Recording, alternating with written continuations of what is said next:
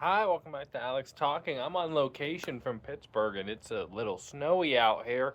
But I wanted to do a video about, well, the movies in November, which means it's December now, so snow is fitting. November was an amazing month this year, man. Let me tell you, I got married. I'm just, happy as a clam, the happiest I've ever been. That's why I haven't had a video up in a while. Um, so I thought I would just do this video. So let's get right into it. I saw 16 new releases that came out in November. And coming in at 16 is Christie. I saw this at the Savannah Film Festival last month.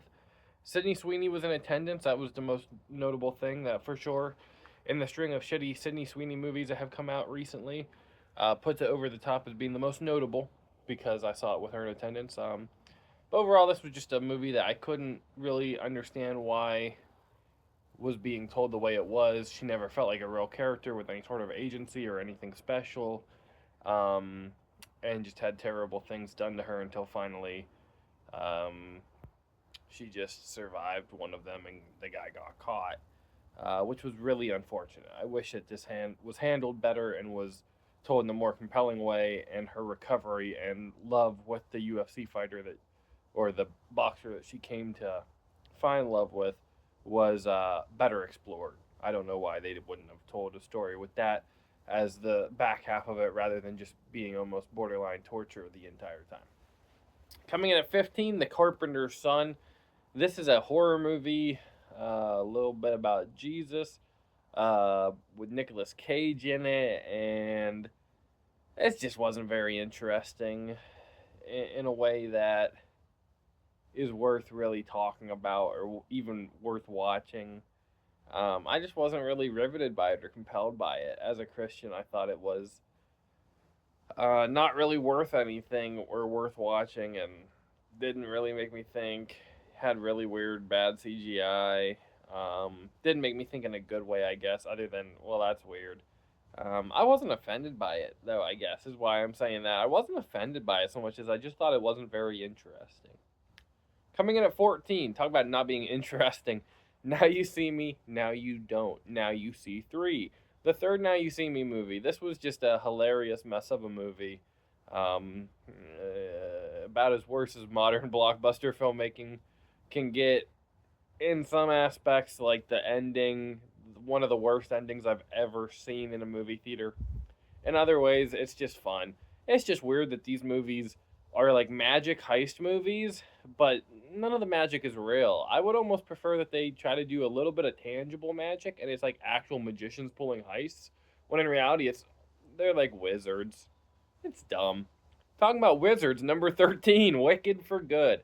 And yeah, that means I like this one way better than the original Wicked. If you know me, the original Wicked would have probably been bottom on this list, maybe just a little bit above something like Carpenter's Son. But it's really not for me. I thought the first Wicked was abhorrent, annoying, disgusting to look at, annoying to listen to them talk and pretend to be teenagers even though they were adults. None of that was for me.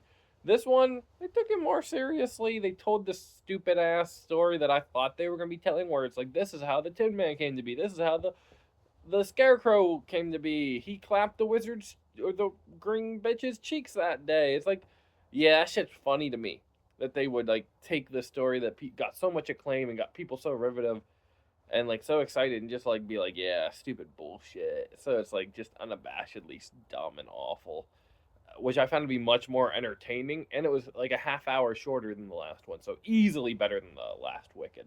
Just a smidgen better than Wicked for Good. Number 12, Keeper, the new Osgood Perkins movie. This is fine.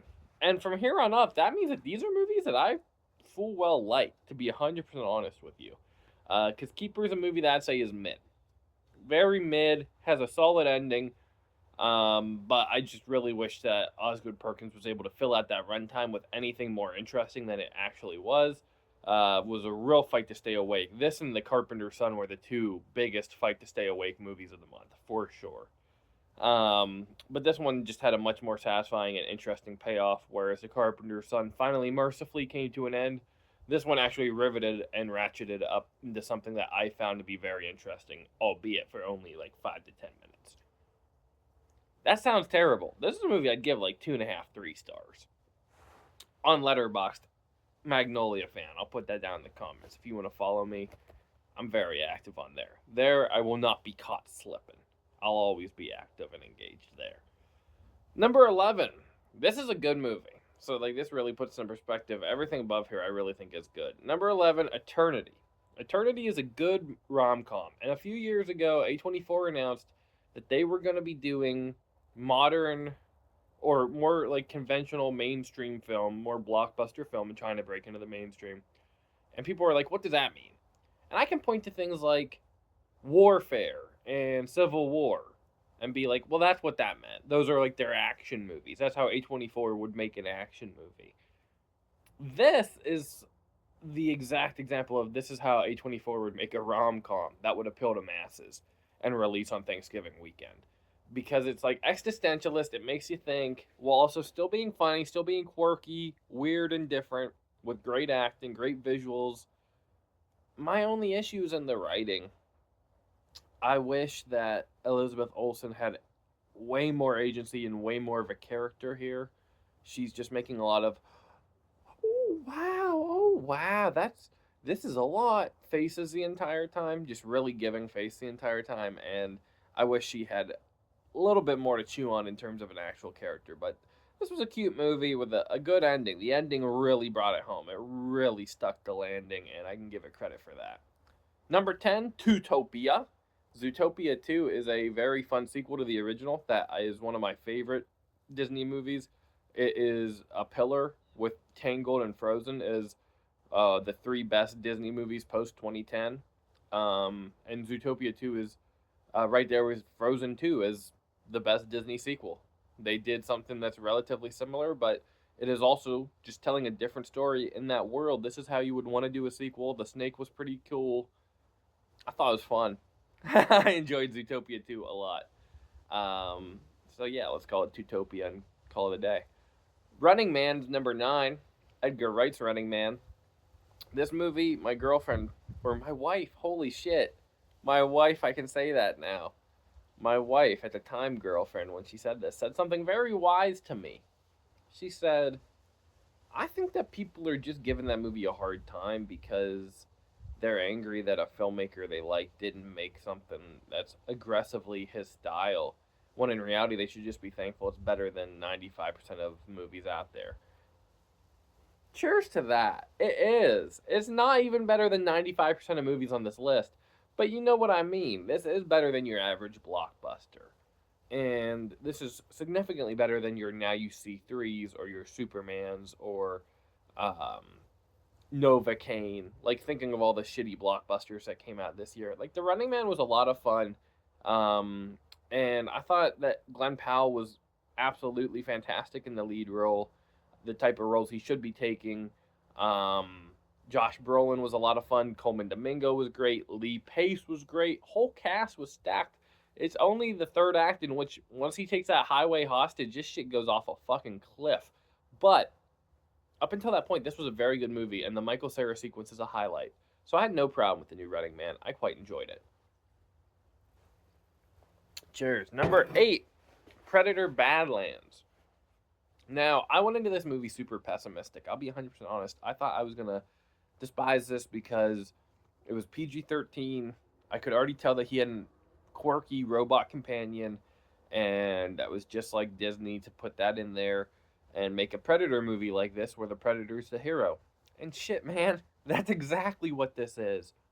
But it works. Elle Fanning's actually pretty fun in the role, and there's way more egregious of an example of a quirky Disney-fied character in that movie than Elle Fanning. You'll know it when you see it. So I wasn't too thrilled on her scenes the first time I saw it, but the second time I saw it, I got over her even.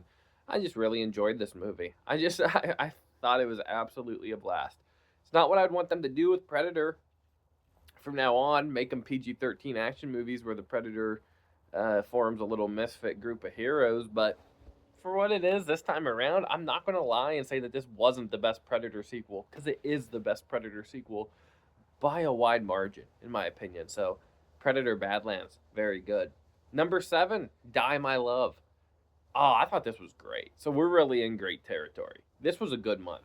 And I did see a lot of these at the Savannah Film Festival, so shout it out. But Die My Love, oh shit, I forgot Sisu 2. Sisu 2, everything goes down one. Everything goes down one. Sisu 2 goes right in between Predator Badlands and Die My Love. Sisu 2, actually would go way lower on this list, but I just wanted to be nice to it. It's a very solid John Wick ripoff, with no story other than get from point A to point B and fuck these people up. And it does a stunningly terrific job of it, and a much better job than the first one. Sisu 2, Road to Vengeance, or Road to Revenge, much better than the first one. I just thought of that because I said I saw all these at the Savannah Film Festival, and I forgot to think about the movies from Fantastic Fest that I hadn't seen or that came out this month. And I know Sisu did. So yeah, I enjoyed Sisu enough. It would go actually below Eternity if I was actually to rank it. It'd go right below Eternity and above Keeper. Solid 3-star movie. I love when he flips the tank and whenever the plane rides off the ramp. But yeah, number 7, Die My Love. Jennifer Lawrence is so good in this. She'd be my front runner for Best Lead Actress. Did Hamnet come out this month? Now I'm thinking of all the shit I saw at film festivals. That won't be in this until the December video. But fuck Hamnet. That shit was ass.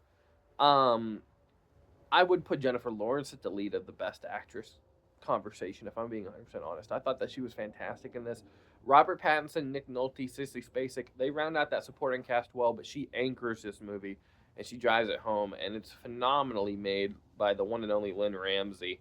I'd say this is right there with We Need to Talk About Kevin as being my second favorite movie of hers. You Were Never Really Here is an absolute classic banger of the modern 21st century. I mean, everybody should check that movie out.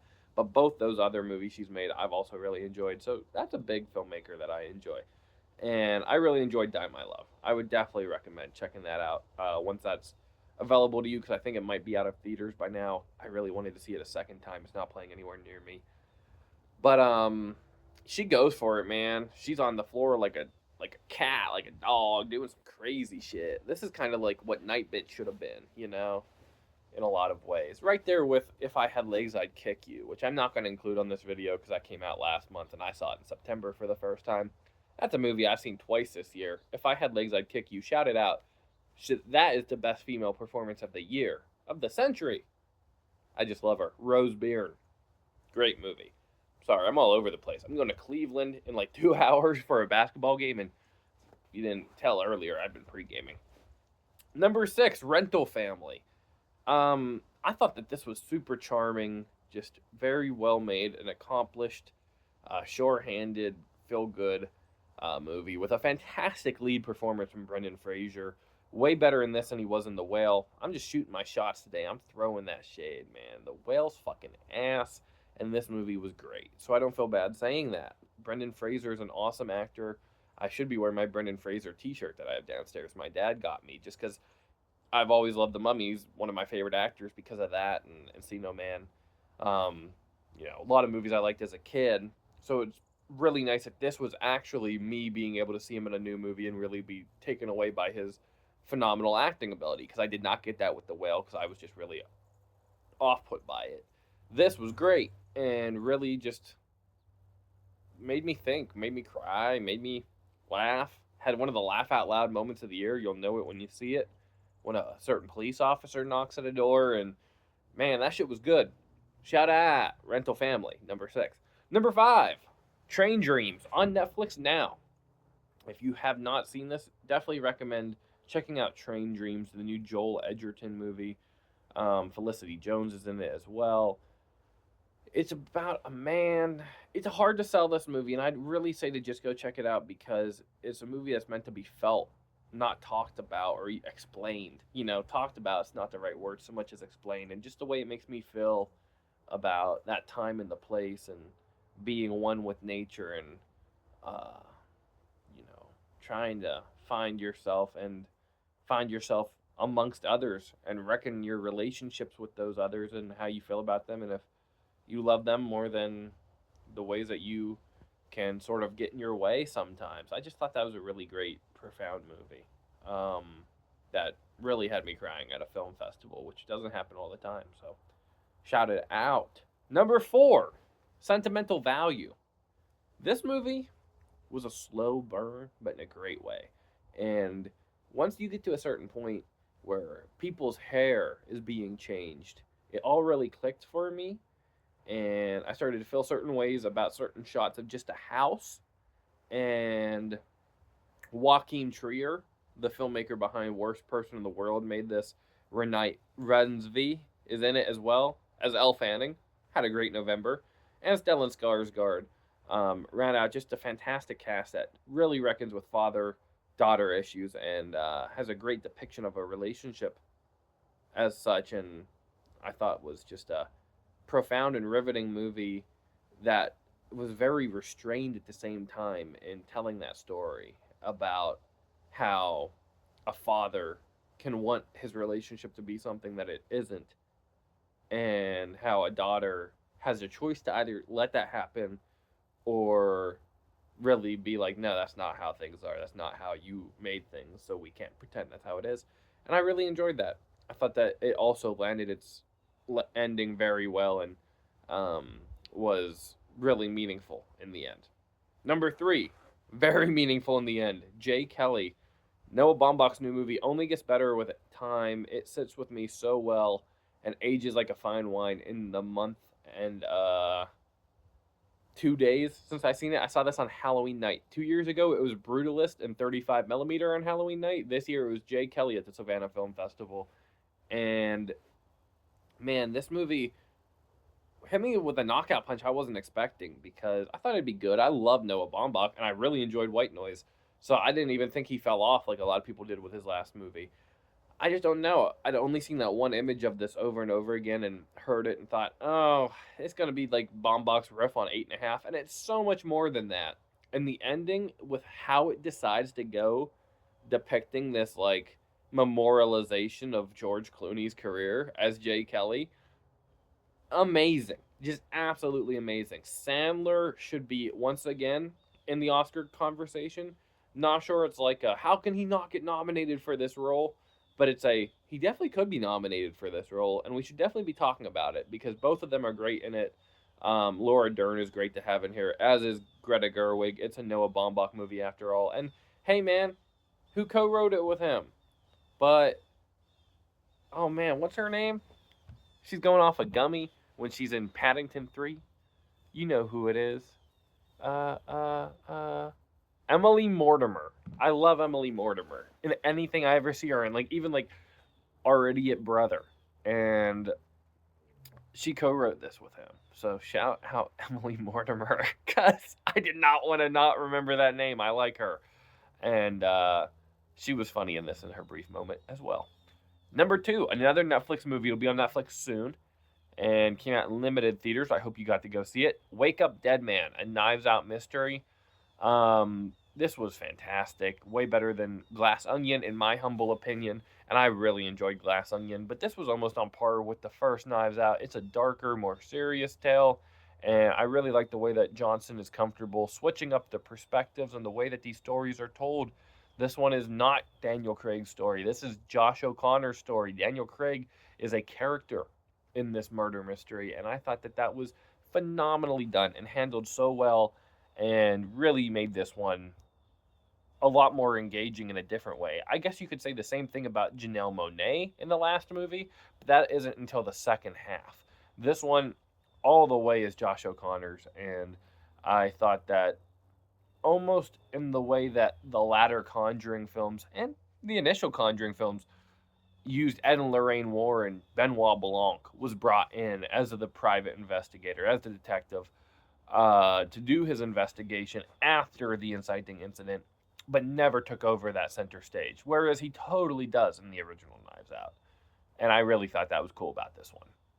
But just by a razor's thin margin, edging that out, number 1, Frankenstein. Guillermo del Toro's Frankenstein.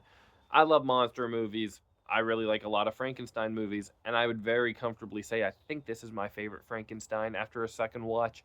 This is just everything that I would want it to be. The gore, the beautiful, beautiful practical effects, There's a lot of bad CGI, but there is great practical effects, like when the arms open and stuff. And oh man, the set design is gorgeous. Jacob Elordi's phenomenal as the monster. Oscar Isaac is great as Victor Frankenstein. Everybody brought their A game. Maya Goth is going to be in all of Del Toro stuff from now on, I would bet, because she feels like his muse at this point. She felt like she was born to be in that. So I thought that this was just such a cool version of Frankenstein. When it was announced, I thought, that's cool, but he just did Pinocchio. Is he just going to keep on doing other stuff? I hope it's not boring. I hope it's kind of has a special life to it, just like The Shape of Water did. Whereas that could have just been Guillermo del Toro's doing a Creature from the Black Lagoon. The Shape of Water was something revolutionary, unique, and one of a kind. And whereas this is still very much so the story of Frankenstein, it is just such a beautiful and unique version of it that I thought it really worked and was something that was able to be enjoyed as its own original entity, even if you knew where it was going. Kind of the same way Nosferatu from last year was. So yeah, number one's Frankenstein. 17 movies with Sisu 2. What a great month for movies. I really enjoyed the top 12 of these. Let me know what you thought of the November movies you saw down in the comments. And next time we'll be doing this, it'll be 2026. Can you believe that? I hope everybody has a great last month of the year. Thank you for watching. God bless and have a great day.